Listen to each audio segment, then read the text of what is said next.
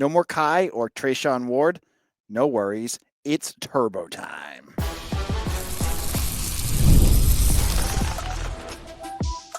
You are Locked On Boston College, your daily podcast on the Boston College Eagles. Part of the Locked On Podcast Network, your team every day.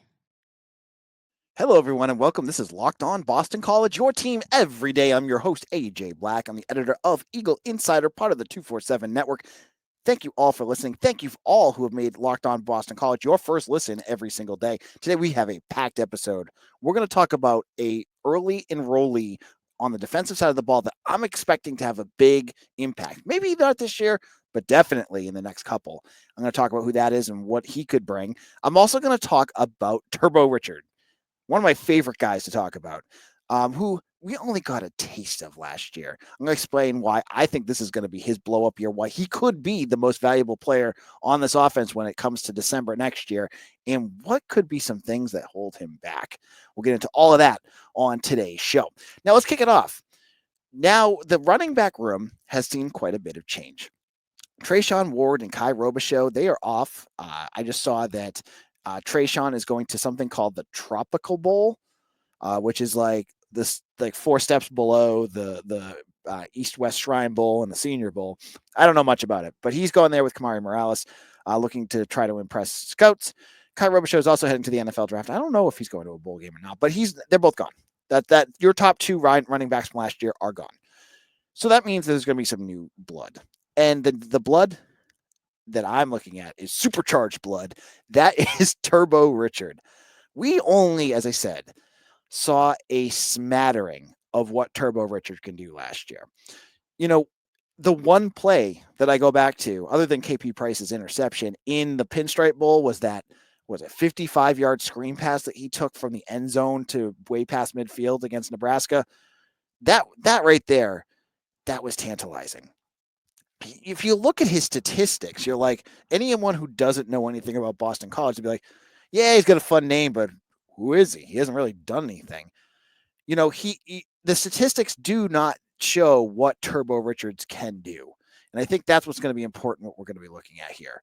He was hurt for a lot of last year, and he didn't play. You know, he only played in 8 games out of 12, which seems more than I even remember him playing. He ran for 278 yards. He had 2 touchdowns, but he averaged almost 7 yards a carry. That means every time he touched the ball, he was getting good yardage.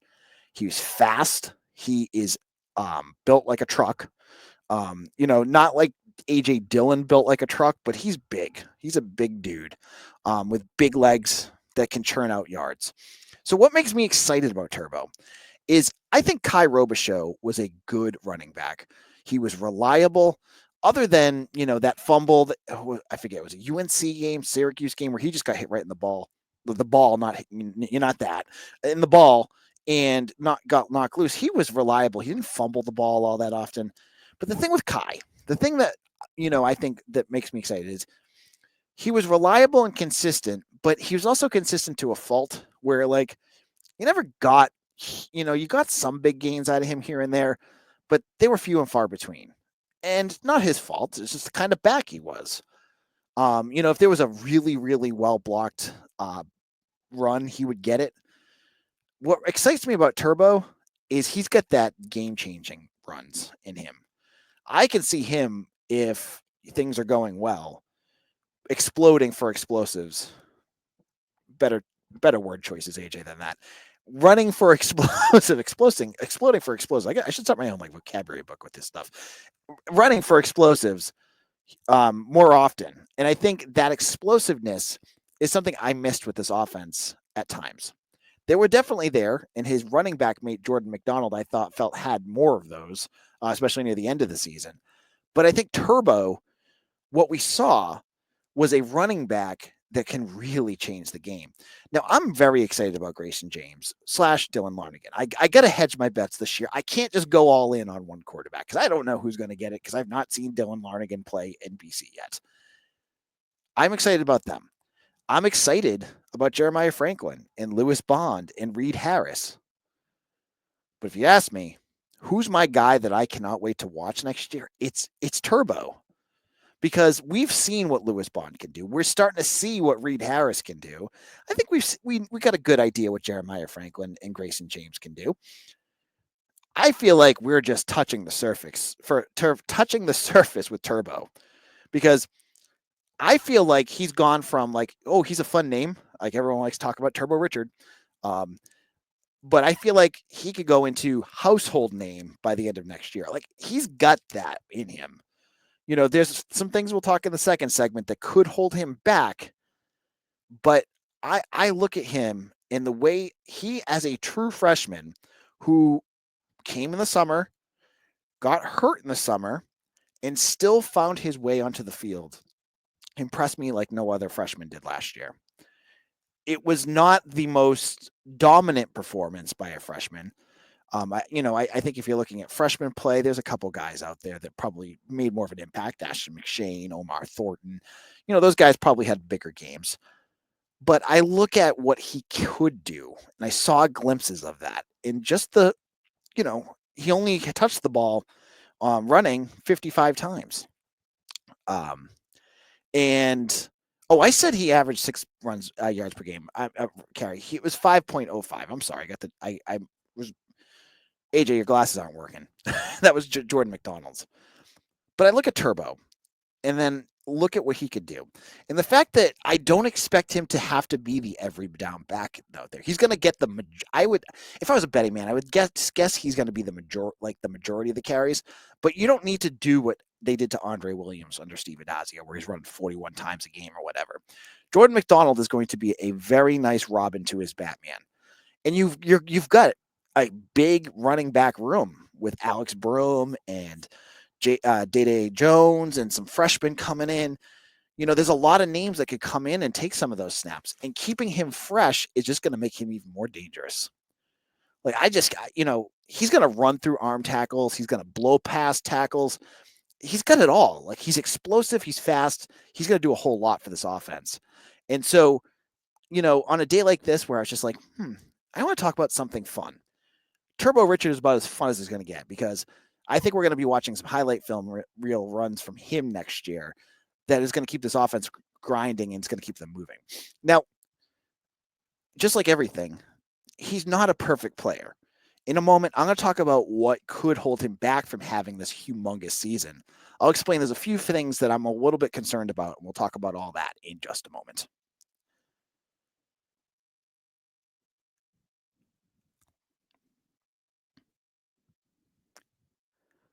After the holiday hustle, there's nothing like giving your home a little TLC.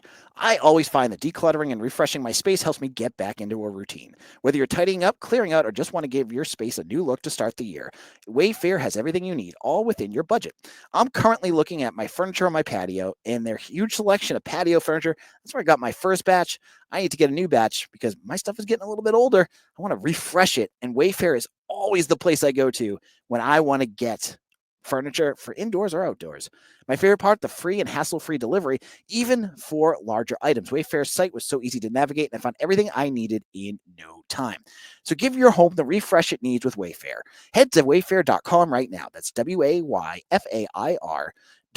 Wayfair, every style, every home.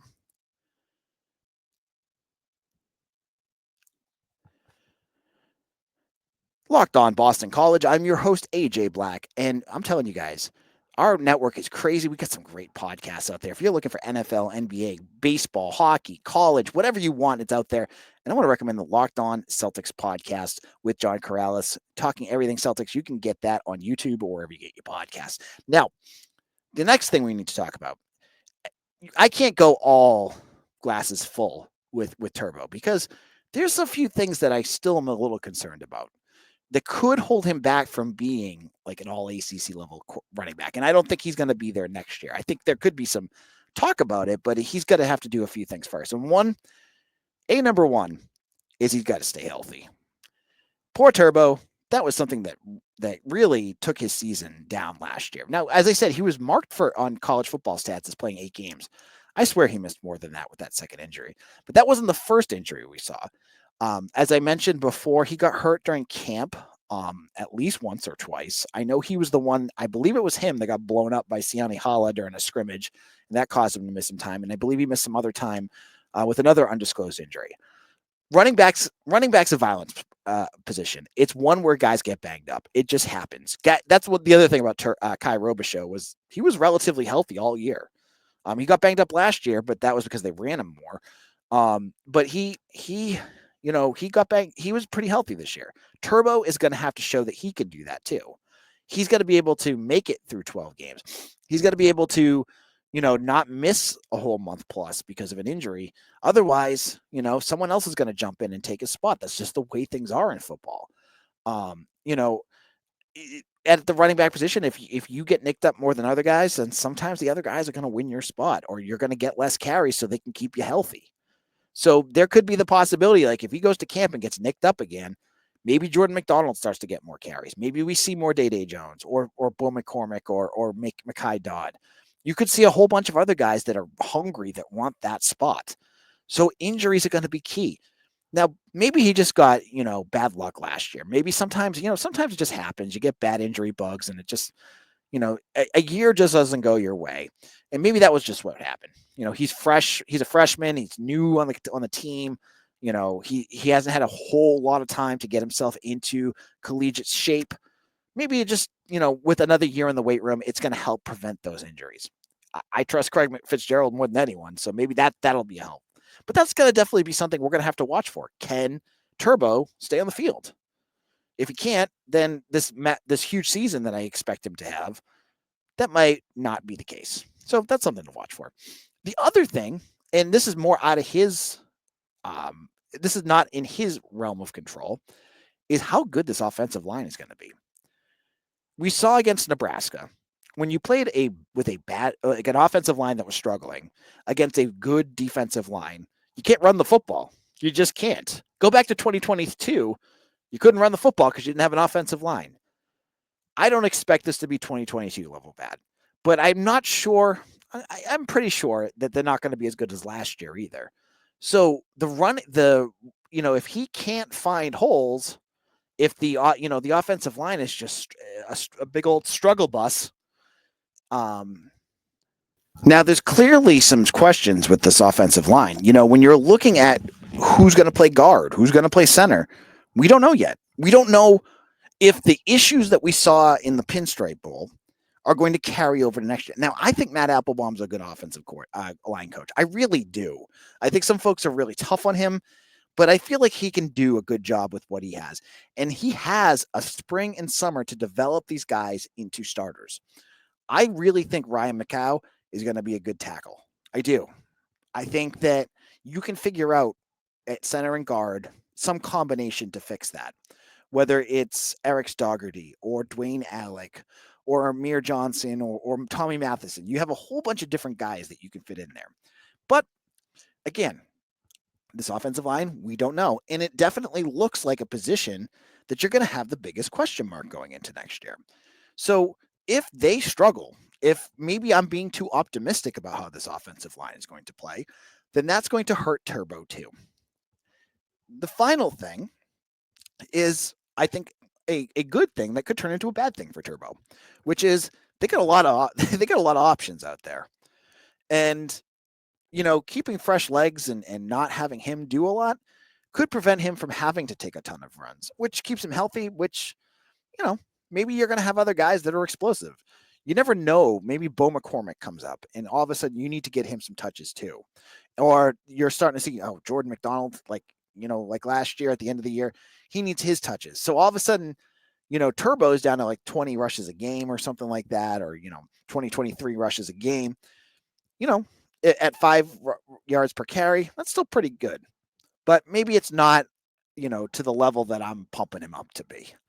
So I think the glut of talent that they have, like all these good running backs that I can't wait to see who emerges out of camp as the leader.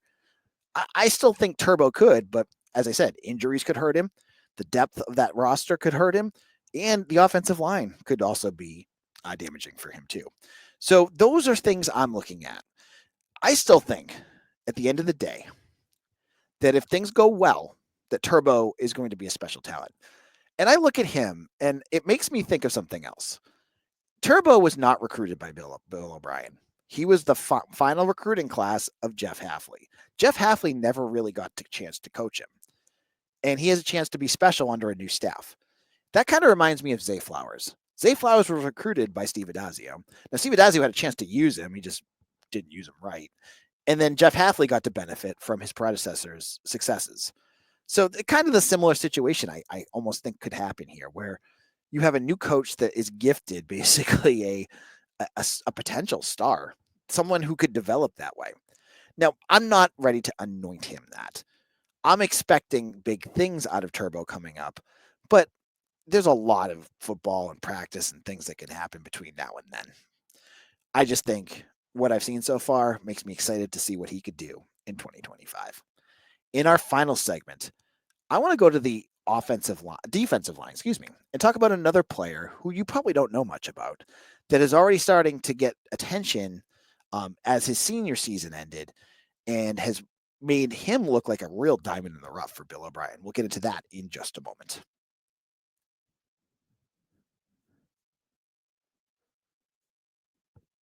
Did Rocket Money help you find any subscriptions you forgot about or that you were paying for twice? That definitely happened to me. I had a few subscriptions that didn't even realize I was still paying for, and Rocket Money made it so easy to track them all down. It's like having a personal assistant for your finances. Rocket Money is a personal finance app that helps you find and cancel your unwanted subscriptions, monitors your spending, and helps lower your bills so you can grow your savings. It brings everything together in one place, whether it's subscriptions, your spending habits, or even goals you want to hit this year. Rocket Money has over 5 million users and has saved a total of $500 million in canceled subscriptions, saving members up to $740 a year when using all of the app's premium features. For me, one of the best features is the subscription tracker. I've used it to cancel services I wasn't even using anymore. I had all these video services. I wasn't using them. Well, Rocket Money helped me cancel them. With my goals features, I've been able to automatically set aside money for my future. No more stressing about budgeting every month. Cancel your unwanted subscriptions and reach your financial goals faster with Rocket Money. Go to rocketmoney.com/lockedon today. That's rocketmoney.com/lockedon today. rocketmoney.com/lockedon.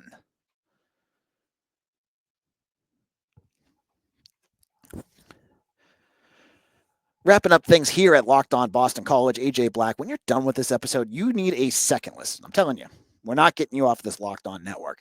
Check out the Locked On ACC podcast with Alex Dono and Kenton Gibbs. They're talking everything ACC, and with quarterbacks juggling around. Dabo has a new defensive coordinator. You want to check out Locked On ACC on YouTube or wherever you get your podcasts. Now, I want to wrap things up. The early enrollees are on campus now. Shaker Rising was there for the Pinstripe Bowl. He was practicing with the team. Didn't get to see it because it was closed. But all the other early enrollees, they've started their classes. And, while all the talk could be about Rising, the new quarterback, or, some of the skill players like Nedrick Bolden or, Dawson Powell, the one that really gets me excited is one of the most quiet in terms of offer lists that Boston College landed, and that is Sterling Sanders, who is a flip that they landed from, I believe it was Georgia Southern or Georgia State. He's a 6'4", 300-plus pound defensive tackle who played in the South Carolina Shrine Bowl over break and was dominant. And the scouting reports that I've read make me think of Cam Horsley. And the way they call him an anchor in the middle of the, that he's a immovable object against the run, that he is strong, he's big, he's fast, reminds me of Cam Horsley. This is funny because, when they landed him, all I heard about was, oh, there's Boston College again, flipping guys from G5 schools that no one cares about. You lost Josiah Victor because he went to NC State, and this is your consolation prize. Listen, folks. Sterling Sanders is no consolation prize. I know Josiah Victor was a borderline 4-star recruit, but Sterling Sanders, the tape that he put together, the scouting reports that are coming out about him in his senior season makes him a real diamond in the rough find for BC, and not just a diamond in the rough guy that you brought in that could just be, a serviceable rotational guy. This is a guy that could develop into something special. He has the ability to be your starting defensive tackle moving forward, someone that could fill a role, maybe not this year, maybe not 2025, but hey, 2026, you have a lot of defensive tackles leaving. George Rooks is graduating. Quan Williams is graduating. Sedarius McConnell is graduating.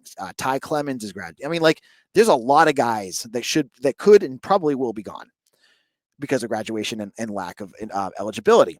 So you're going to have guys that need to step up. And when I read what he does, I mean, the article that I read was the guys that we saw that could play immediately for their team. He was listed. They think the scouts for 247 that watched him practice said he was so good they think he could play for BC this year. That is exciting. That is good talent evaluation if that's the case, because you look at his offer list, he didn't have much. There was barely any Power 5 offers. But for all the folks that fall in love with that, you know who else didn't really have any Power 5 offers? Zay Flowers. Well, it's not Zay Flowers did. That's not a good one.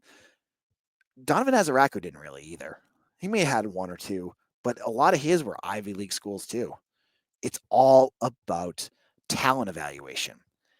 And I think what we're going to find out with Bill O'Brien and his staff is that is their strength, that they are good talent evaluators, that they can watch film and say, maybe they're not perfect now, but I see a lot of what I want to see to turn this kid into, a better player than they are, or to be a serviceable or good ACC level player.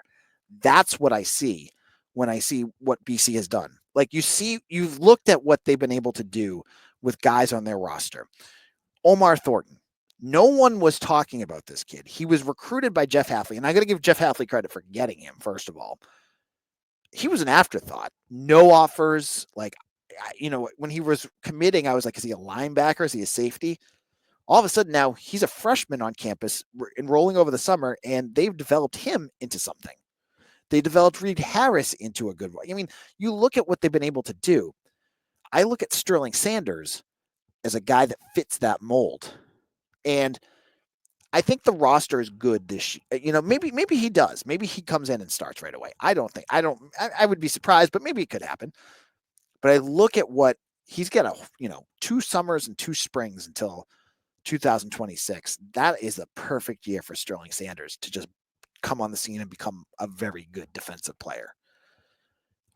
I put this episode together because there were 2 guys I was like, I want to teach you guys about some names that working through 247 and doing this show, I've been researching and learning more about.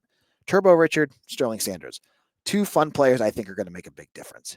Now, I'm going to drop this episode. I apologize. My sleep schedule has been really messed up, so I've been dropping these episodes at weird times. I'm going to have a regular scheduled episode tomorrow morning. I'm going to kick it off right now by telling you Boston College has landed a new commitment for the class 2026 in Dominic Funk, a fan favorite name on the 247 message board. His older brother Jack Funk is on the offensive line. His dad played. Gerard Funk was played for BC. I believe he was an offensive lineman too. He's an edge rusher. This was a kid with offers from like Wisconsin. He had a big offer list too. BC, I believe right now has 6 of the top 8 recruits in the state of Massachusetts. They are knocking it out of the park. I'm going to dive more into who this is on tomorrow's episode. So make sure you have this episode, you're locked in, you're subscribed on YouTube, wherever you get your podcast. Make sure you hit that bell so you know when the show goes up. And thank you all for making Locked On Boston College your first listen every day. My name's AJ Black. You can follow me on Twitter at AJBlack247. You can find all my work over at Eagle Insider. We are up over 2,060 subscribers on YouTube. I'd love to get more. If you haven't done so already, hit that subscribe button before you head out. And we'll see you all again tomorrow for another episode of Locked On Boston College, your team every day.